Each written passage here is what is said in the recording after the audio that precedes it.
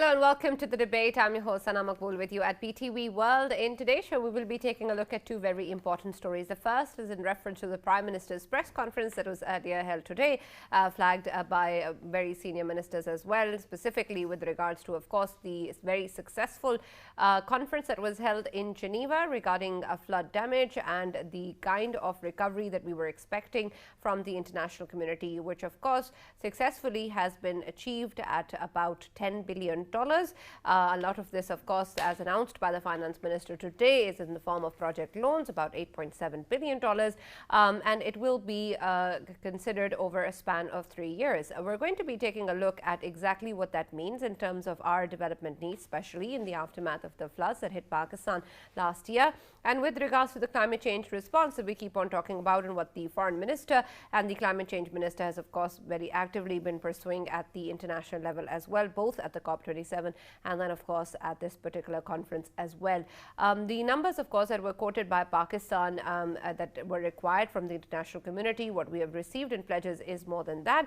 But in terms of how this is going to go ahead and we'll be seeing the kind of inflow that is needed is still, of course, a question that we are going to try and explore further.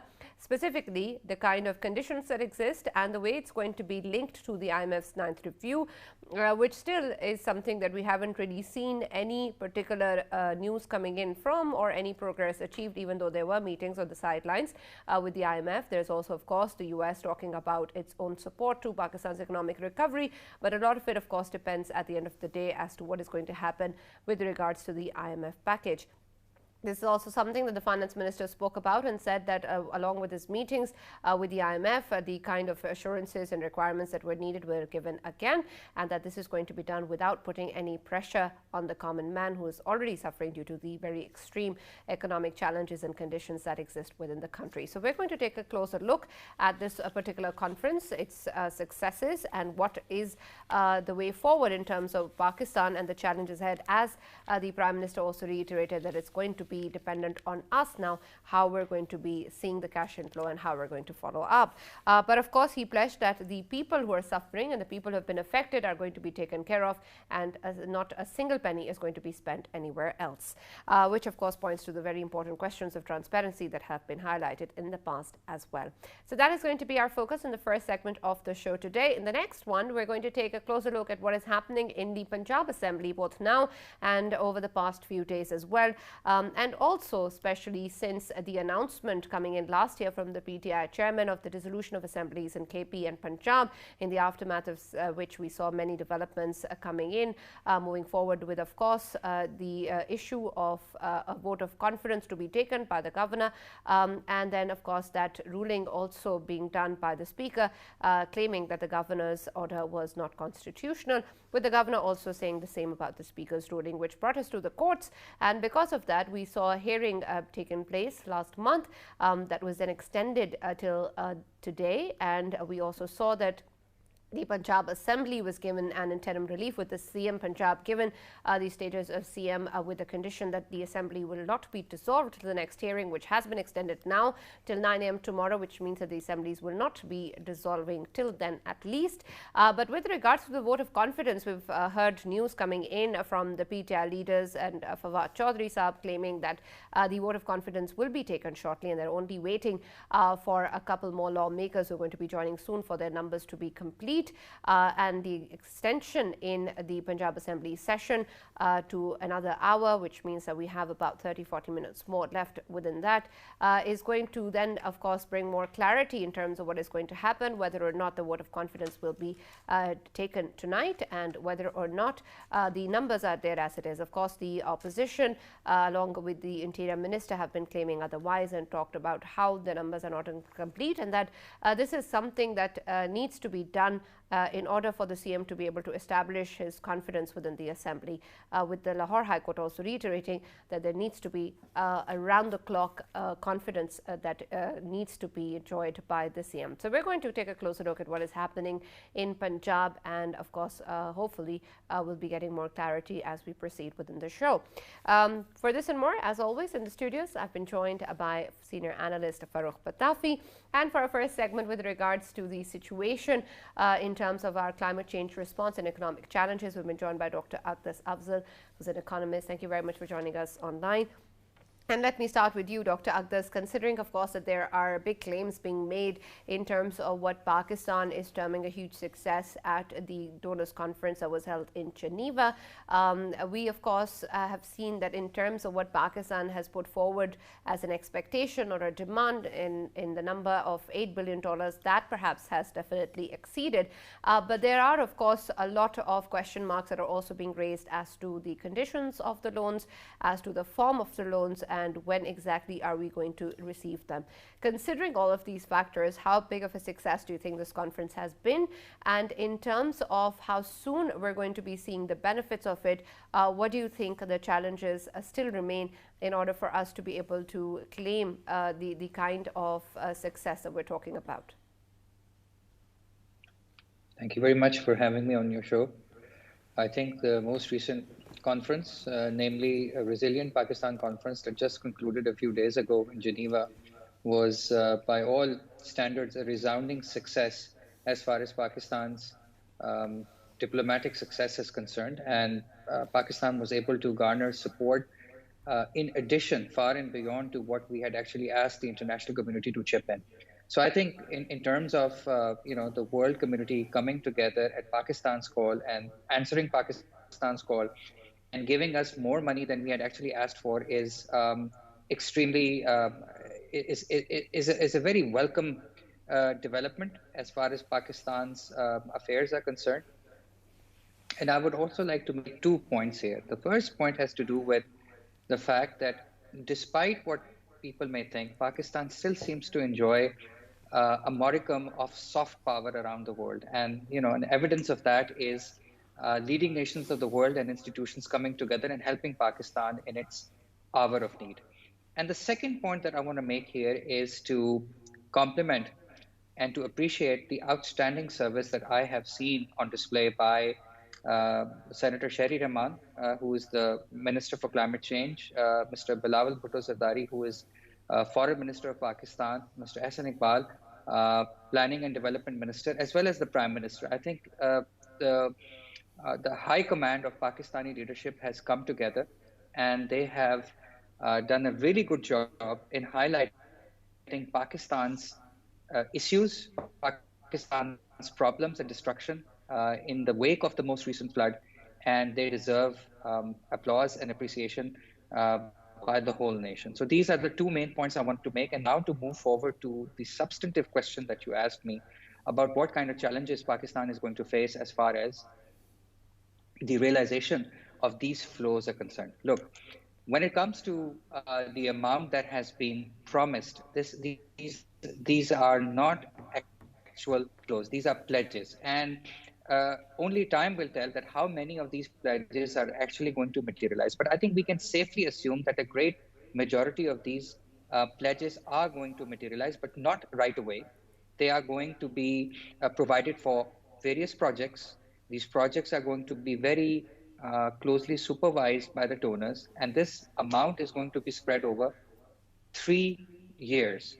So what this means is that the kind of liquidity, foreign exchange crisis or liquidity crisis or the cash crunch Pakistani economy is presently facing, these funds, where they do point towards a modicum, some kind of confidence that the international community is exhibiting in Pakistan and Pakistani leadership, they are not going to solve Pakistan's immediate problems. And for that, we are going to have to look towards the Kingdom of Saudi Arabia. We have heard some news coming from Saudi Arabia that they are going to be depositing an additional $2 billion into with the Pakistani State Bank of Pakistan. And we are going to have to keep looking towards the IMF and hoping that that program or that deal with the IMF is going to materialize sooner than later so that it can really relieve pressure on the Pakistani economy. Yes. Right, absolutely. Farooq, of course, this, as Dr. Agdas was mentioning, is an important diplomatic victory as well, and it's a great success in terms of the kind of numbers we put forward to, and also in terms of establishing perhaps Pakistan's credibility in terms of the responses or financial responsibility that Pakistan has put forward. But a lot of that is also something that was, of course, watched closely by IMF and other international financial institutions, and something perhaps on the basis of which we're still sort of stuck with our conversation regarding the ninth review as well. How much of an impact do you think that this is going to have? Because a lot of what we are claiming in terms of the kind of pledges that have been made is also dependent on our success with the IMF. And a lot of what the IMF is also talking about depends on the way that we're going to respond to the floods and, of course, other issues related to the recovery and rehabilitation that is still needed. So how exactly will the two be able to balance? And moving forward, what do you think is going to affect each the most? Right, Sana. First of all, I totally agree with Dr. Agdas regarding these achievements by our foreign policy, our diplomacy. And particularly, because we have been talking about our political leaders for past 2 days, let me also congratulate all the Foreign Office staff who have actually worked diligently, and other secretaries also, because we saw that the entire government machinery was actually invested, and they really spent their time. It was time well spent, by the way, in convincing the world of the ordeal that Pakistan faces. But regarding IMF, you might have noticed a level of reluctance on their part to actually move forward. And there were 2 or 3 basic reasons. One, of course, is the commitments, and because we keep on changing our team, and it has been changing for months and months, right? In the past 6 years, we have changed, more than half a dozen finance ministers and governors, state banks, and FBI chief, and umpteen other posts, right? Because of that, there is the problem of stability and commitments, and that actually puts off the IMF. But then there is the issue of financing gap. Usually it is thought if you are an investor and you have invested in a boat and the boat seems to be sinking, you actually stop investing further until the boat actually stays clear of the immediate crises, and then it is buoyed back. We saw in Sri Lanka's case that they did not actually move forward in trying to rescue Sri Lanka at the right time. And there has been a lot of noise, some from within this country, because we have opposition parties that keep on berating the government, and they cannot differentiate between the state and the government. But then, of course, India also plays a part in saying that Pakistan is going to collapse very soon. So this time what we saw was the entire world coming together in support of Pakistan. So it is clear that Pakistan is not going to sink. And 2 or 3 examples of that, particularly apart from these funds or pledges that were mentioned earlier, there is the commitment or possibility of commitment of Saudi investment, and then we hear UAE is also going to play a part, and then China, which is and the Asia, infrastructure bank that they have control over or influence over, that has also committed. We can see that Pakistan is not going to sink. That's why I think in coming days IMF is going to actually come back as well. But today what really worried me was that finance minister was asked about a timeline, and I did not hear a timeline coming from him, even though Prime Minister and the Foreign Minister were very clear that we are going to stay committed. I wanted to see that our finance minister is not reluctant in that context. So we still have to wait and see what becomes of that. Absolutely, and that, of course, is going to be extremely vital as we move ahead. Dr. Akhtas, a lot of the pledges, of course, that were made is being talked about in terms of what exactly they entail and where they're coming from, especially when we talk about bilateral engagements or multilateral engagements as well. What exactly do you think is going to be the impact, especially of the pledges coming in from multilateral engagements and from institutions and from banks, and exactly what sort of conditions do you think can possibly be there, because we so far do not have enough information with regards to the kind of conditions that exist on the loans, except the fact that perhaps they're linked with the IMF? I'm not entirely sure, Sana, if these pledges are going to be linked with the IMF deal. I think that those two are somewhat separate because I don't think there is a connection between the two. Pakistan has been promised this assistance, and this is this is not connected to the IMF talks that Pakistan is having. And I also want to say something here. And my feeling is, my analysis is that a country that has just been promised over $10 billion because it has experienced one of the worst floods in the last 100 years or so, it would be very, very difficult for an institution like the IMF to say no to Pakistan at this juncture. I think there are some sticking points, but it's only a matter of time that the two sides are going to be able to find common ground or something to agree upon. So I think I am at least working with the background assumption that the IMF deal is going to come through. Uh, Right. at least that is my assumption as an economist, and looking at the geopolitical, geoeconomic situation, and in particular Pakistan's soft power. So now, in order to answer your question, look, I am not privy to the kind of conditions that have been attached to what Pakistan has been promised, but I can tell you this: that these conditions are going to be very lenient. The Yeah. interest rate is going to be at a minimum. However, the donors are going to exercise very uh, close control, very close monitoring of how this money is being spent and where this is being spent. So I think if some people in the government or otherwise have this idea that they can use this money for some other purpose, I think that is not going to be possible, especially Right. against the background of the Prime Minister's promise that they are going to keep this whole process extremely transparent, because it is also an issue of Pakistan's credibility in the future. So Right. I think the government is on the right track. Transparency is the order of the day. That's the right way to approach this entire process. And Yeah. I'm looking forward to this money coming in, helping in the rebuilding of infrastructure. Um, I'm looking forward to these funds bringing about some additional economic growth, some additional job creation. Right. So overall, I am very satisfied with the government's performance. Yes. Absolutely, Dr. Saab, and that is great to hear. That is heartening to hear. But regarding IMF, you particularly spoke about some time that it is going to take, but eventually IMF will and Pakistan will reconcile, and we will be working together. Could you actually qualify something for us or help us understand? Because all this chatter about Pakistan not being able to foot its bill and therefore face a default is especially based on the speculation regarding the next major payment that the country might have to actually dole out. Could you actually give us some clarity when that might be? Because then we will have a clear timeline in mind.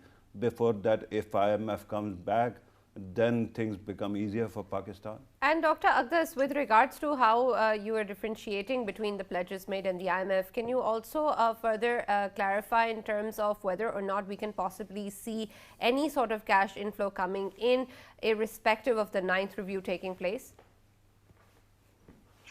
Um, well, I still believe that there is not going to be any kind of strings attached when it comes to the money that has been promised as far as assistance with respect to reconstruction, rehabilitation after these floods is concerned. So I think money is going to come into Pakistan, but it is only going to be directed towards particular causes, particular Okay.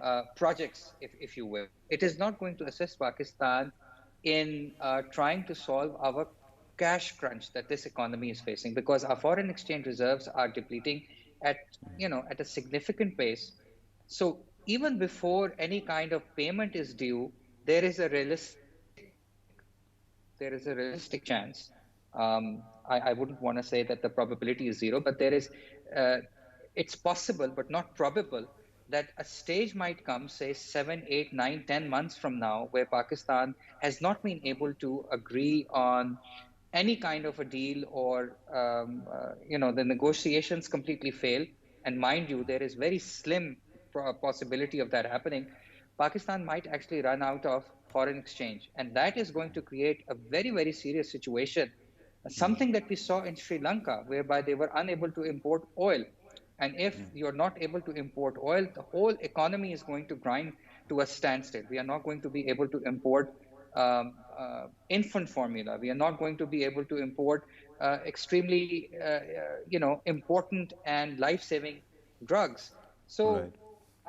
I think that is something that to be concerned about. And these 2 billion that have been promised by the Kingdom of Saudi Arabia is going to help in solving, or providing some aid to our ongoing cash crunch. And I think if Saudi Arabia is giving Pakistan $2 billion, there is a very high chance that they have talked to somebody at the IMF, and they have this idea that the IMF deal is going to come through. And I'm still, like I said, I'm still operating with the background assumption that this deal is going to come through.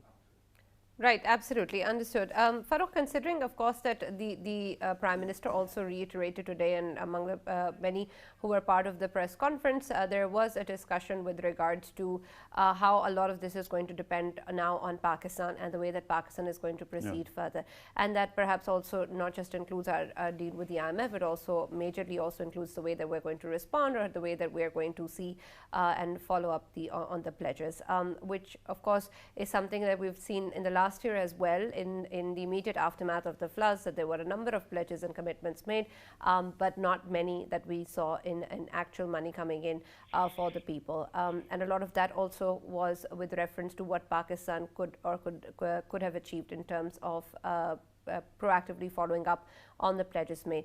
Is that plan is in place, do you think, at the moment, in terms, because a lot of emphasis was on the numbers that were going to be shared, or the numbers of pledges that we're going to get from this particular conference? And of course, there is a lot of success and a lot of value in terms of the pledge, or the diplomatic victory, or the symbolic aspect of it. But in terms of the emphasis and groundwork being laid to follow up on this, do you think that that's present as well? Right, Sana, I think that the government of Pakistan actually went to Geneva with a very comprehensive plan. It is called 4RF, right? Because it is focused on reconstruction, rehabilitation, and whatnot, and resilience also, by the way. So, government of Pakistan and its emissaries actually presented the case to the donors, or friends of Pakistan, as I'd like to call them. And of course, it was satisfying. That's why there were these pledges made.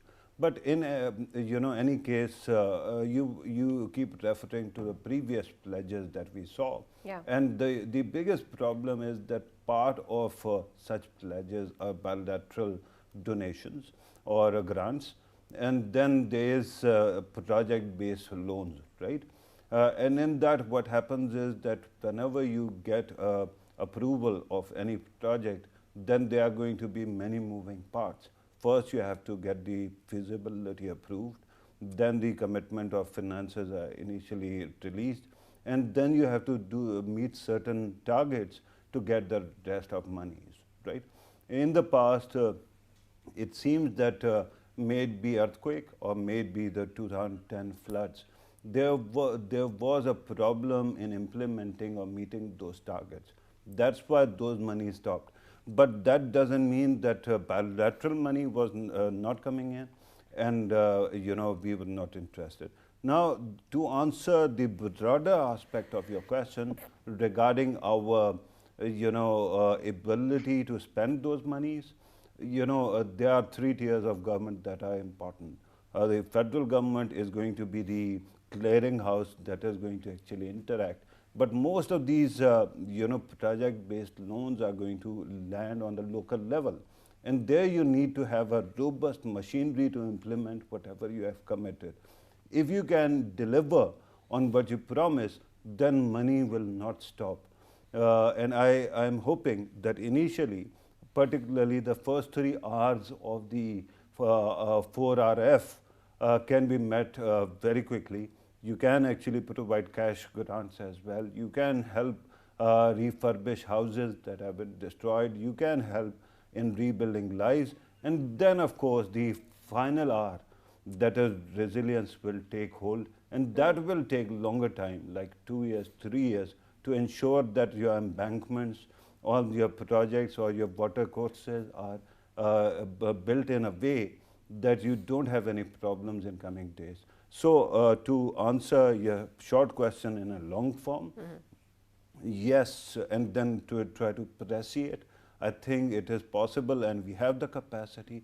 Whatever we don't have, we can further enhance that. Remember a question, very important question that was asked today was regarding our part in the financial contribution, because the overall outlay was $16 billion, and we committed that half of it we are going to raise. So there was a question about PSDP and ADP from provinces, and it was said that the provinces are on board.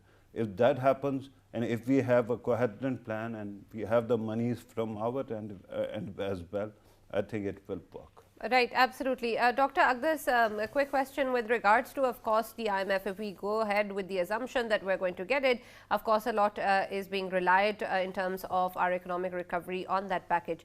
But in terms of the kind of comprehensive plan that is required, what do you think it needs to be done post achieving that package as well? Because there's much in terms of the economic recovery that Pakistan will have to do, even if we do get the IMF package. I think in the immediate aftermath of getting the assistance from the IMF, we need to make sure that we do all the things that we have promised the IMF we are going to do. So those are going to include ending some of the subsidies that we are giving. That includes increasing or improving. And that also is going to touch on Pakistan's policy vis-a-vis the exchange rate. So I think these are going to be some very testy things that Pakistan is going to have to do. But I think I still believe that Pakistan, the government of Pakistan and the IMF are going to be able to reach a meeting of the minds. Right, absolutely. Thank you very much, Dr. Agdas, for joining us and for sharing that optimism that is, of course, much needed in terms of the challenging times that we face. There is a lot that Pakistan, of course, needs to do, especially on the economic front and also at the climate response front. And we have had many victories, a bit small in terms of the kind of progress that is required, but they're important for us to be able to develop that resolve and moving forward to be able to respond to the challenges that exist, not just in the aftermath of the floods, but also as being prone to climate-induced disasters as well. We're now going to be taking a look at the situation on the political side of things at home, especially with a focus on what is going on in the Punjab Assembly, the session that has been, of course, extended, and I suppose we only have a very short time left till that hour also ends. That was extended, but there are huge question marks as to the vote of confidence and what is going to happen, especially in terms of numbers, which both sides seem to be claiming is something that they have.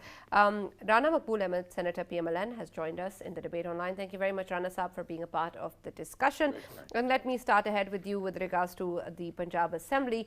What do you think really is happening? Because we keep, of course, hearing different numbers coming in, and perhaps we'll get more clarity if there is indeed a vote of confidence taking place shortly afterwards. But as of now, it seems that the claims being made by both sides are talking about numbers, and we are not really sure which side is correct. What is your aspect on that? Do you think that the PTI has the numbers that they are referring to or not? Thank you, Sana. My salam to every participant, honorable participant. As far as I understand, and the reports are, that number, the requisite number is not available to the government party. So therefore, there is no question of passage or the presentation or success of the vote of confidence. So this is the state of affairs right now. So Okay. tomorrow they have to appear before the court, and they have to tell the court whether they have been able to take the vote of confidence or not. So they'll have to explain for playing this game, hide and seek and hunting with the hound and running with the hare. So this Right. situation. So, Rana Sahab, you think there is not going to be any vote of confidence taking place today? I think there is no, because Okay. they don't have the adequate numbers. Requisite numbers are not available. So this is the latest situation. This is what the reports are from the House. All right. So, Considering, of course, that the opposition, of course, has been demanding the vote of confidence for a number of days now, and we have seen that the courts has only extended this time till 9 a.m. tomorrow without any possibility of dissolution of assemblies. Don't you think that the vote of confidence is going to be taken before that?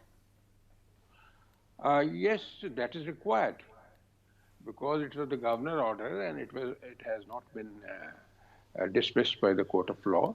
Rather, the court is insisting that the chief minister must take vote of confidence. If at all he wants to dissolve the assembly, he can only do after the taking the vote of confidence. Therefore, I personally think dissolution so far is out of question. And the next step will be with the opposition. They'll bring vote of they'll bring request the governor to announce the election, because if they don't succeed in getting the vote of confidence, the chief minister will have to step down automatically. Right, So but then, Rana Sahab, is there any compulsion on taking the vote of confidence before the Lahore High Court says anything on the matter? no, because it was the governor's order, and governor is competent But to ask isn't for that vote order of confidence. right now being discussed in the court? It has been, it is staying back in limbo for the time being, but they have to give a clear verdict, and they can't withdraw the governor's power, constitutional power, to ask the chief minister for taking the vote of confidence. At any juncture, when the governor feels there are reasons for that the chief minister doesn't have the support of the majority of the House. So that is the issue. So the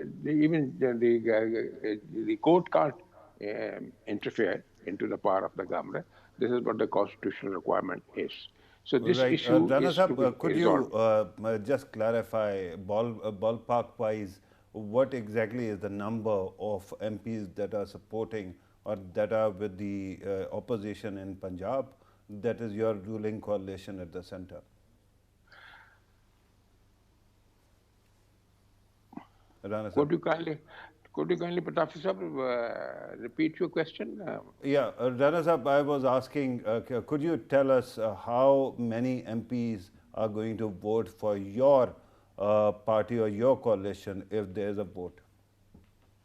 If there is a vote, if there is a move for no confidence, this is what you are asking me, no? Yeah, yeah. If yes, so that I think they have already about 180.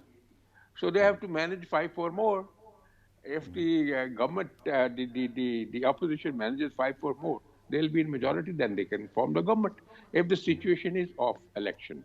Number two, if both the parties don't have the majority, as it's not today, almost they have equal numbers, 171, 171. So it will be run of elections, 1 or 2 rounds of election, and whosoever wins the second round or the third round, he'll be their candidate will be elected as the chief minister. Because for election of the chief minister, the requirement is not the majority in the House. That's not required to an extent. To an extent that, like it's required in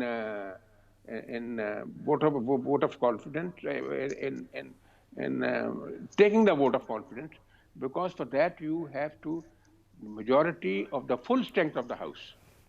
But in the run-off elections, you are not required to have majority in the full strength of the House. This will be the majority in the present members who are sitting and contesting Present the and elections. voting. Yeah, Yes, absolutely. that is Right. there. So Rana Sahab, of course, earlier the vote of no confidence was withdrawn by the opposition, and this was with reference to the CM no longer enjoying his position because there was no vote of confidence taken. But of course, the situation is different right now, and a lot perhaps depends on what the hearing is going to be tomorrow. But is there any plan in terms of putting forward a motion again? Oh, yes, that is there. That is there.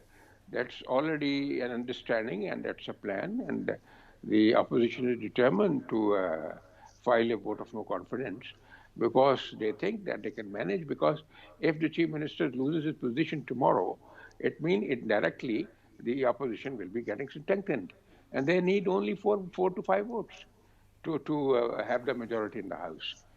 Right, So absolutely. yeah.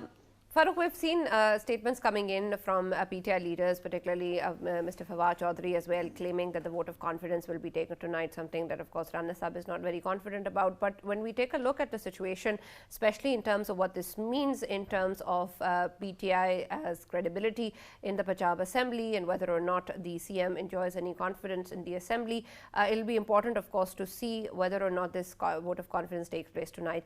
If for any reason that this doesn't happen, do you think that this is going to have any long-lasting impact on the Punjab Assembly and this coalition, and also whether or not there is any need of this vote of confidence before the hearing tomorrow? All right. I think Rana Sahab has already clarified the second part, but let me say that in my view, because there is a stay on the dissolution of Assembly, so it is implicit in the decision or the extension that a vote of confidence has to be sought before that happens, right? Whether it is vote of confidence or facing a vote of no confidence, that is up to Punjab Assembly, but that is where we are. But my question, Sana, is bigger. Why are we here? Punjab government changed hands a few months ago, and after that there wasn't any vote of no confidence that they were facing. But why did the governor ask, and why was there a vote of no confidence that was actually withdrawn, that motion? The answer is because PTI wanted to dissolve the Punjab Assembly. Now question is, why did PTI want to actually do it? Only because it is PTI is throwing a temper tantrum. One man loses his government at the center, so all the remaining governments that PTI has in power, 4 of them are still in power, by the way. They have to dissolve the assemblies and they have to actually quit the government.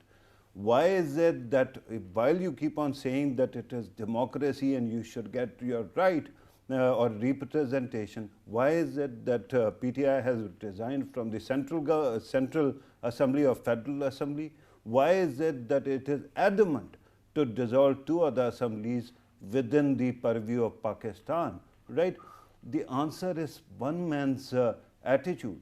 And if we are today here in this position, what do you think how does it bode for the Pakistan's future, and what does it bode for Punjab's political party and PTI's future? I think it doesn't bode well, because right now it is only an ego match, and one man's ego is such that he would rather demolish everything if he doesn't get the power at the center.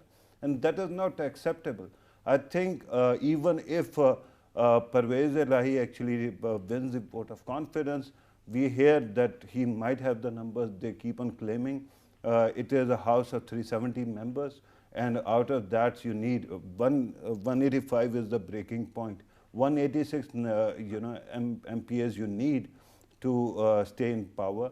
And then, of course, as Rana Sahab pointed out, that there is going to be, if nobody can show that number, there is going to be a runoff vote. And in that, all present and counting, their total number is counted. And then whosoever scores the majority of that number, they get away with it, right? So that is not the question.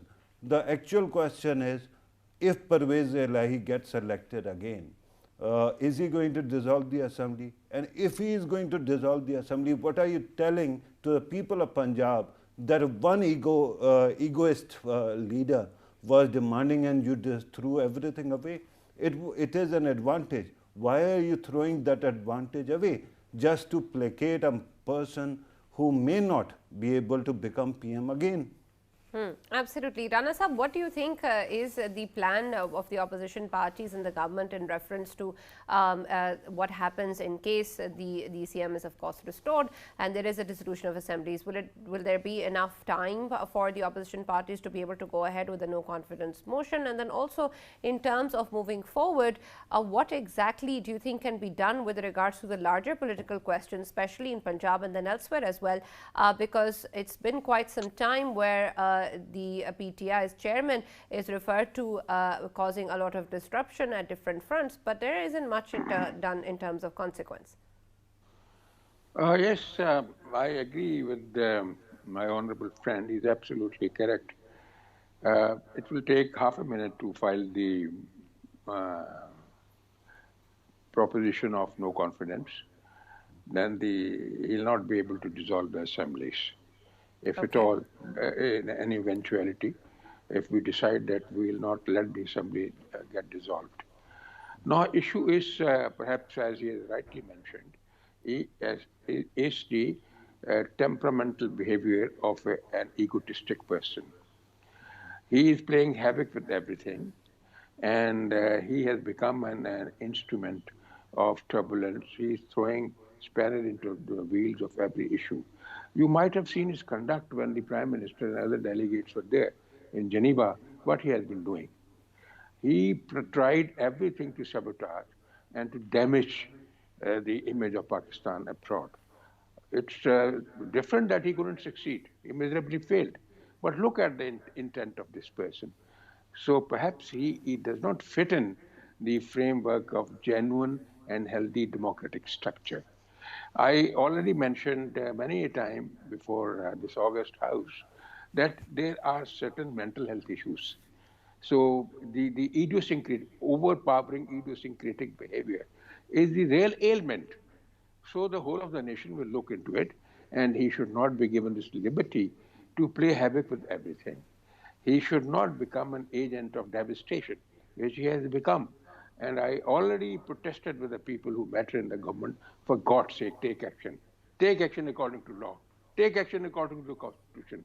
You are not doing any service to the people by delaying action which is warranted by law. You must take action. If you don't, then you are betraying the cause of the nation. So that is the answer to the question. Proper, lawful, legitimate, legal action which is warranted by law. That is the answer to the question. We should not delay this issue. Rana Sahab, previously there was also a lot of conversation with regards to the government also being prepared for elections being held on a large number of seats as well in case the assemblies are in fact dissolved. And this of course was something that was talked about in terms of a challenge to the PTI to go ahead with what announcement they have made regarding dissolution of assemblies. Considering now of course where we stand and what part of the fiscal year and the kind of economic challenges that we face, we recently of course had shown our claims with regards to the way we want to move ahead in terms of our response to climate change.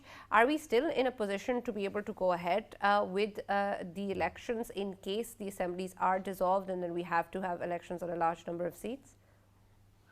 That is a different issue. If at all the assemblies are dissolved, number one, if the assembly is dissolved by the Chief Minister, it will be decidedly challenged in the High Court. And you never know what the High Court decides. And there will be an appeal before the Supreme Court. If the larger number of the political parties are saying, after all, if we talk about opposition, they procured 68% votes from the total votes in the country. Perhaps Imran Sahib thinks that they are non-entity and they can be thrown away any time. That is not the case. I have been telling my people as well, look, if he thinks that he'll bring 100,000 people on the street, the opposition can bring 200,000 people on the street, if at all there is a competition of bringing people on the streets. So strength of the opposition, if it's properly mustered and used, is much bigger than Imran Khan. It is something different that due to their lethargy, due to their indifference, I don't hesitate in mincing words. I don't mince words. I have been telling them, you failed to support your candidates in the by-elections. There was none to support them. And Shizra, I mentioned perhaps to you in the last program, Shizra has been talking to me. She was protesting. Even then, she got 80,000 votes vis-a-vis 90,000 votes from Imran Khan. So that's a vote bank. They could not muster proper support and they didn't All work. right. Nor they have been pulled up by the leadership, the Qa'id, their Qa'id. Nor they'll have to put their foot down. And I don't think so that they can win elections like this. If Muslim League, especially in Punjab, Right. goes Absolutely. for Thank you very elections much, Rana Sahab, methodically, for joining us and sharing your views. Thank you for being part of the Thank debate. you. Of course, there's much that still remains to be seen. But we really hope that whatever happens in Punjab or elsewhere in Pakistan as well is something that is good for the country and that we're able to take the kind of political response that is required from our leadership. That's all that we have from the debate. See you tomorrow.